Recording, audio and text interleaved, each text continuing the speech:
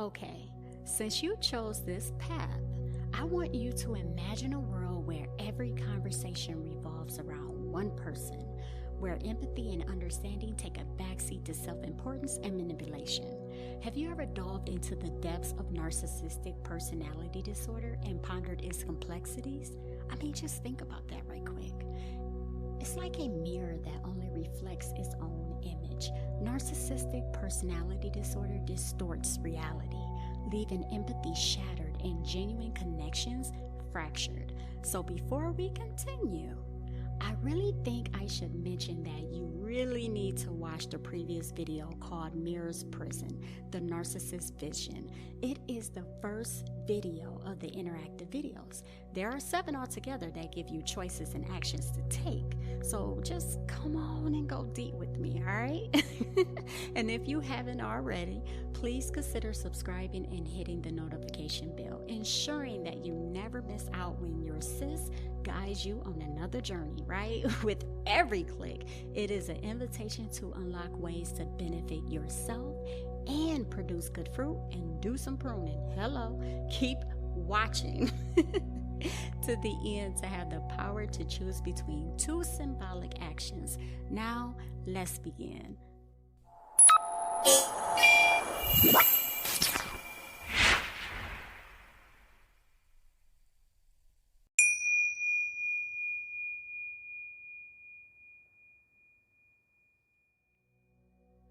Narcissistic Personality Disorder, NPD for short, is classified as a cluster B personality disorder characterized by a pervasive pattern of grandiosity in both thoughts and behaviors. The individual exhibits a multifaceted psychological state marked by an inflated perception of their own significance, an overwhelming desire for admiration, and a notable absence of empathy toward others.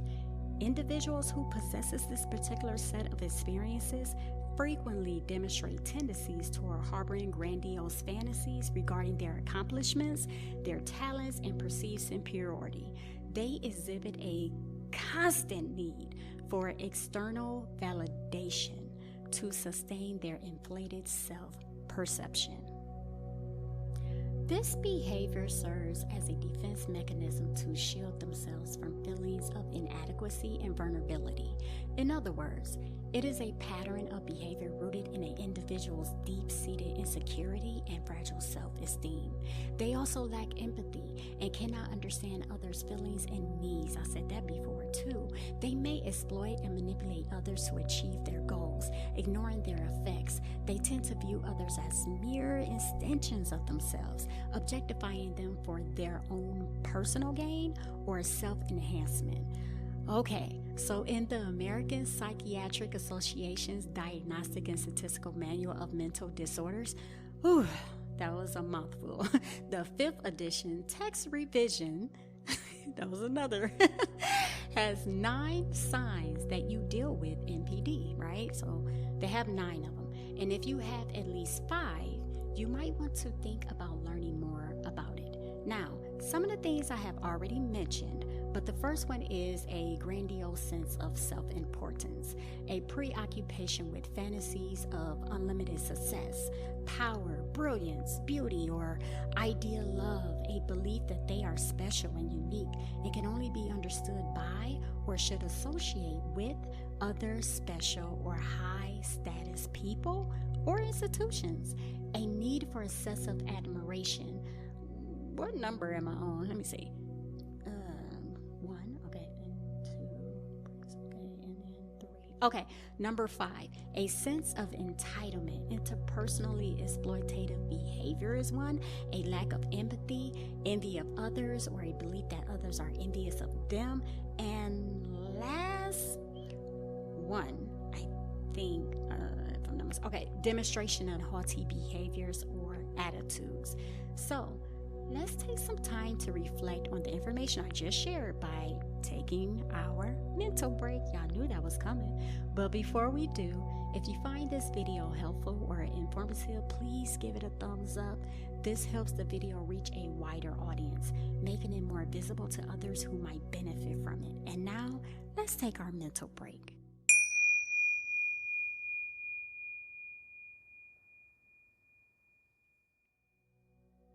Okay, after just pouring my time into this topic, I found an expression, a poem that sums up what narcissistic personality disorder is like. Okay, so let me start.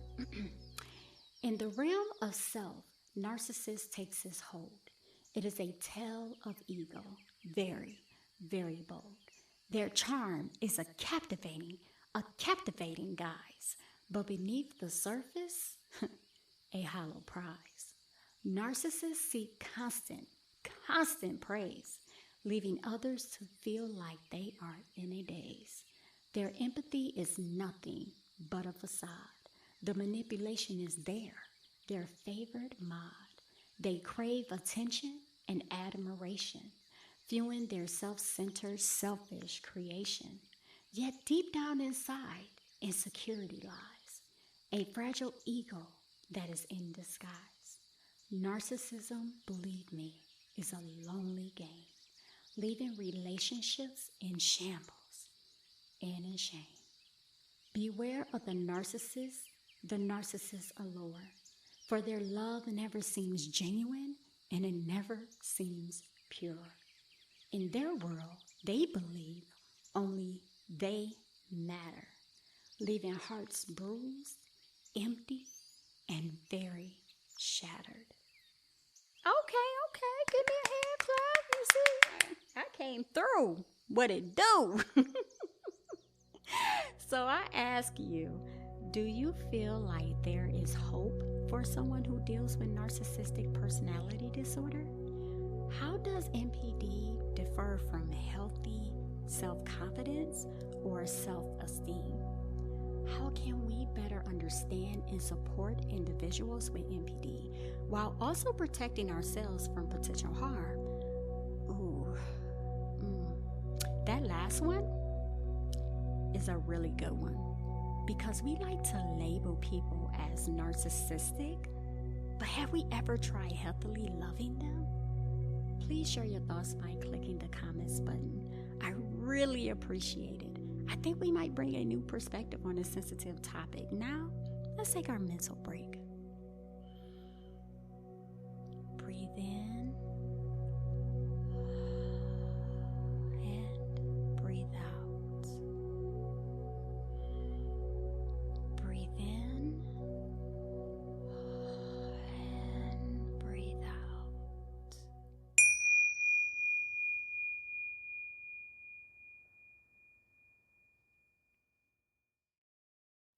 So, let me insert a disclaimer here.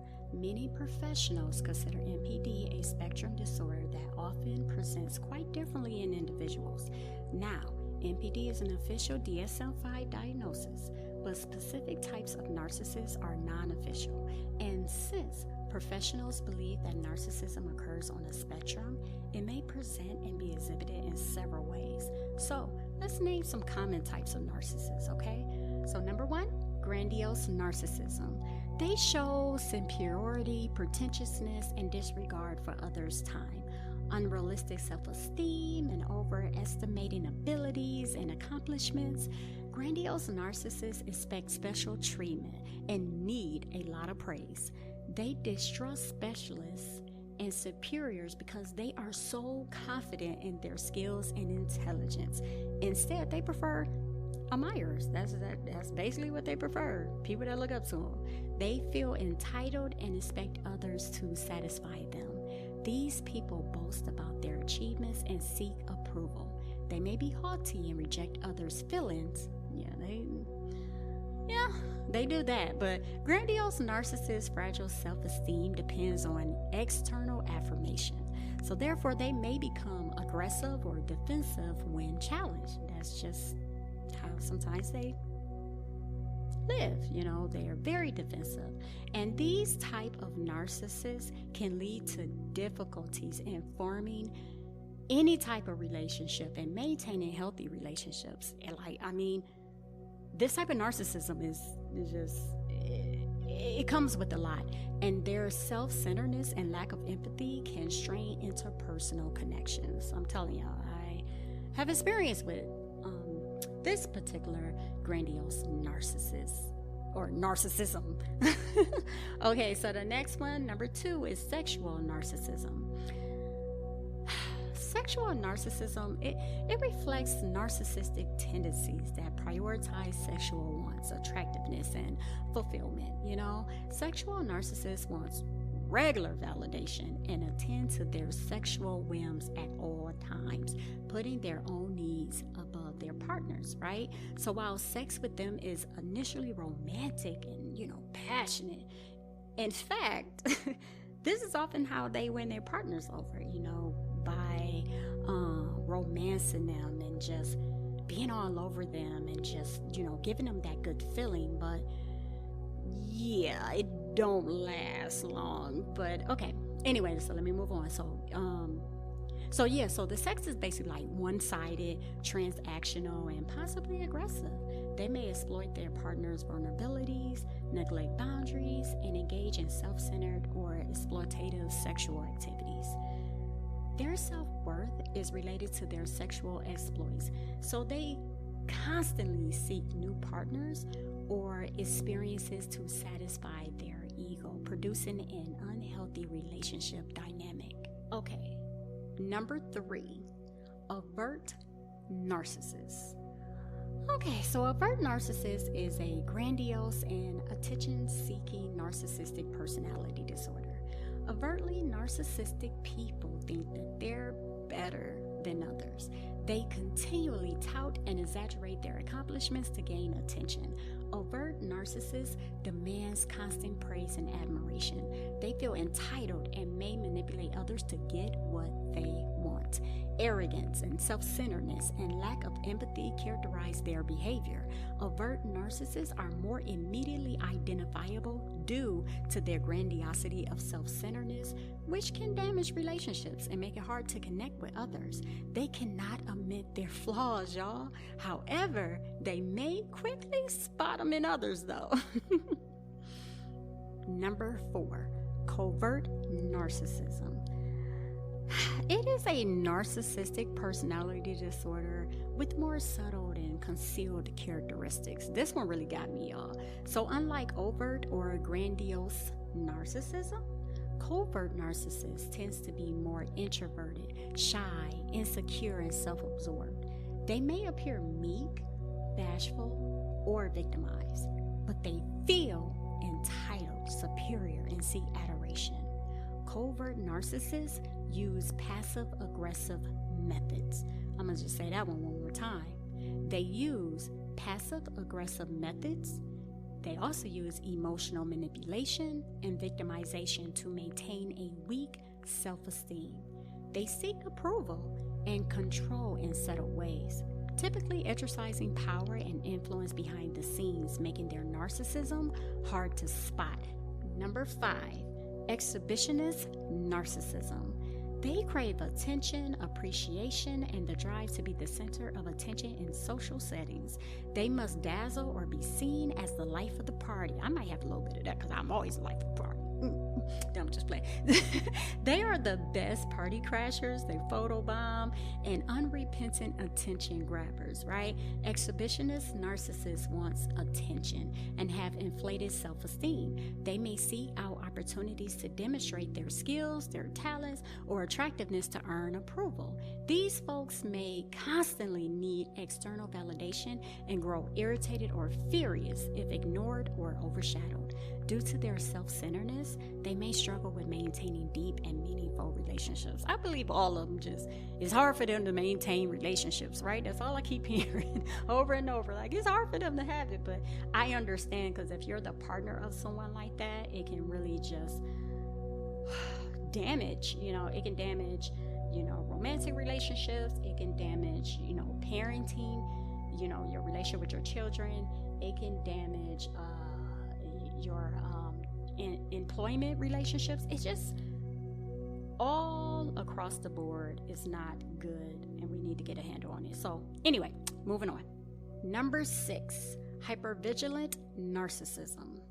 Hypervigilant narcissism is an intense preoccupation with perceived threats and a constant state of hyper-awareness. Hypervigilant narcissists are sensitive to criticism, rejection, and perceived slights and continually search their environment for self-esteem threats. They are hyper alert to any signs of disrespect or disapproval and may react defensively or angrily to safeguard their fragile self-image. These people fear being exposed or humiliated, making them hypervigilant in social situations. They may be highly controlling, critical, and ready to strike against perceived threats to preserve authority and control. This hypervigilance can strain relationships and make it hard to connect with the people. Now, number 7. We almost there. But number 7, cerebral narcissism. Cerebral narcissism. How can I put this? Let me think. Okay, so they are like intellectual narcissists. Okay, they like overvalue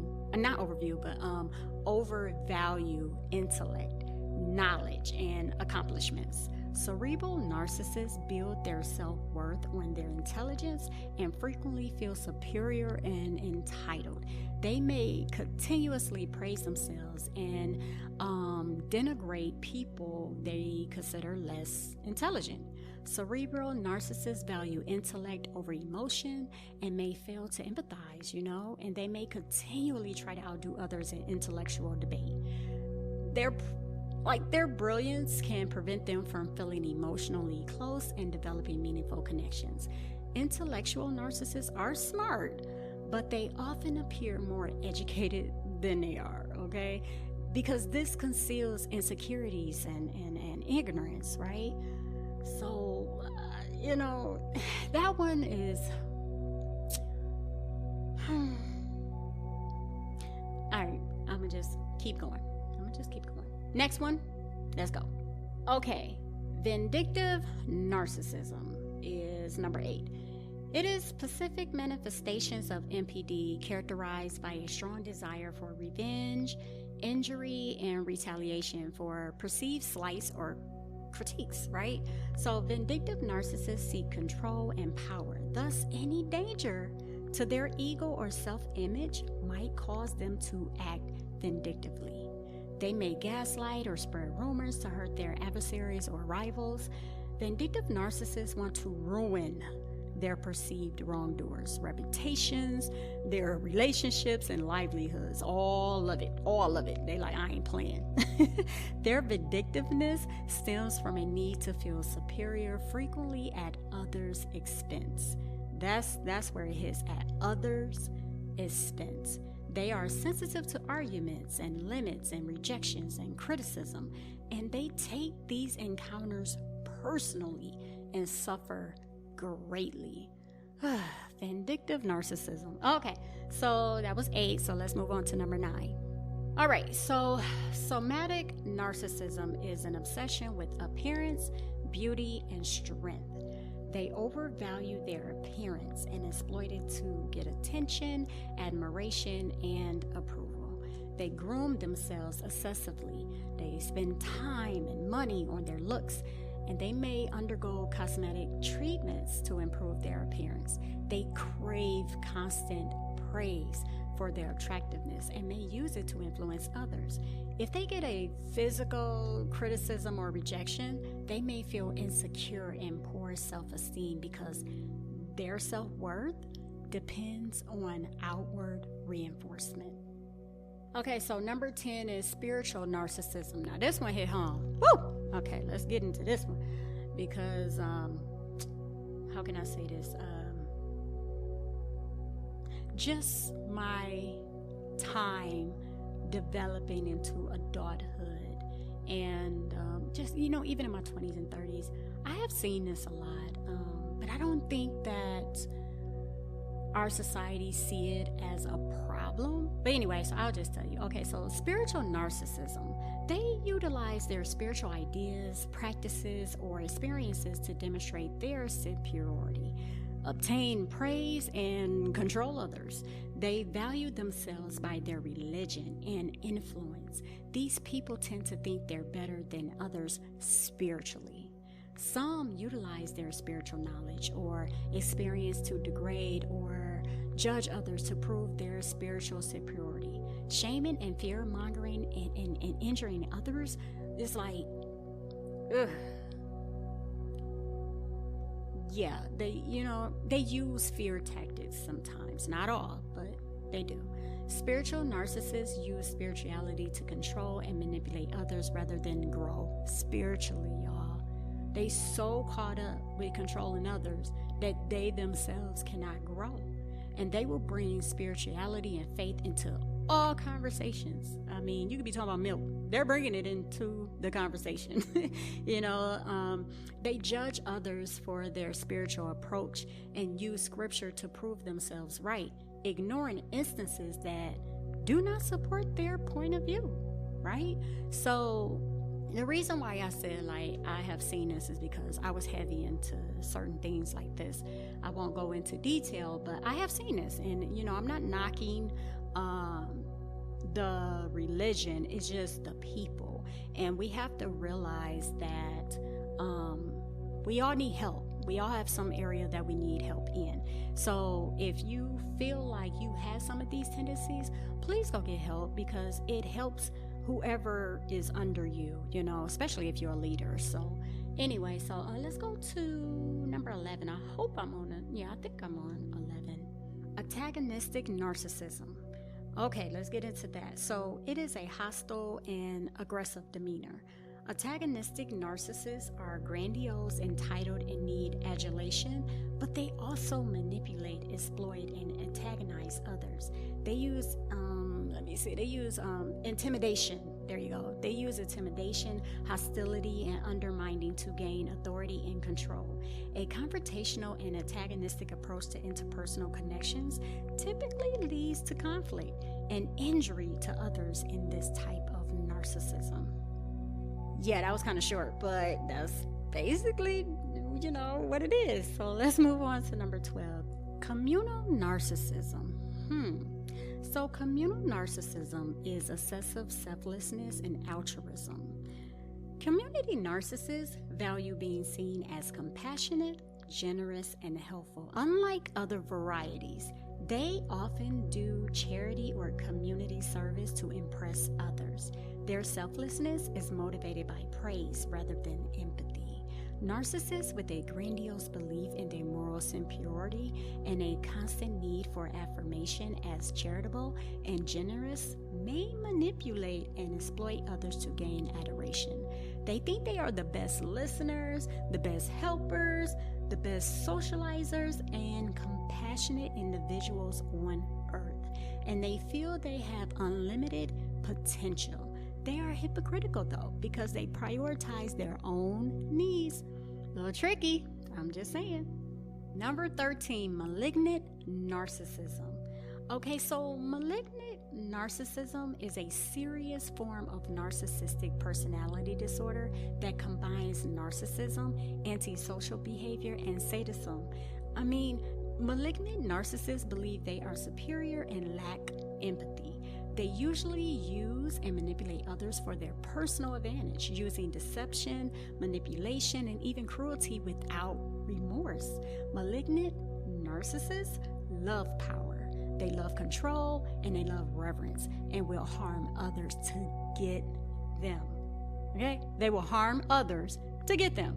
Due to their inability to connect emotionally and focus on self-interest, their actions can be destructive and damaging to others. So now, the last one is going to get you. The other ones got me, but this one got me, okay? I'm just saying it got me, okay? So, are you ready for it? Okay, I'm gonna just come on out with it. Number 14 is healthy narcissism. I know. Say what? Like what? What is this? Despite its oxymoronic name, despite the name, it is a balanced and functional manifestation of narcissistic tendencies. It is crucial for the self-esteem and well-being. It requires a good self-worth, self-confidence, and self-love without being self-centered or inconsiderate. Healthy narcissists recognize their skills and their achievements. They set boundaries and prioritize their own needs while considering others. They have healthy relationships, empathy, and can connect with others without manipulating or exploiting. You hear that? Without manipulating or exploiting. Healthy narcissism promotes self-esteem and balance between personal and social needs. A healthy narcissist is confident, resilient, and persistent. They don't need charisma, grandiosity, or transactional partners. Look, y'all, I know, I just hit y'all with a lot, and I am not gonna lie. When I was studying the different types, I felt like, man, are we oversaturating labels at this point? I mean, I must say healthy narcissism is the one that got me. And I'm going to say it again, got me, okay? But I guess the more we rely on experts and professionals, at this point, I feel like they are going to keep adding and subtracting from all of the clinical terms, right? I mean, I do like number 14 for everyone, to just have a balance and to be a healthy narcissist. So, thanks a million for hanging in there. And if you think this content hit the nail on the head with all of the 14 narcissism labels and all of the things I talked about and went into detail about, please think about spreading the word. It will help your loved ones stumble upon my channel. And the awesome content, I do be whipping up because I be whipping it. So keep in mind, your actions are the key to making my channel soar to new heights, making my channel grow. But now I have to ask. I have to ask this. Are you ready to dig into the symbolic actions? Which action will you choose? Symbolic action 1, breaking the mirror, the narcissist test, or symbolic action 2, narcissist stop. Yeah, I had to put the P on there. Stop. Okay, because we're going to stop it. All right, so go ahead and decide. I'll be waiting.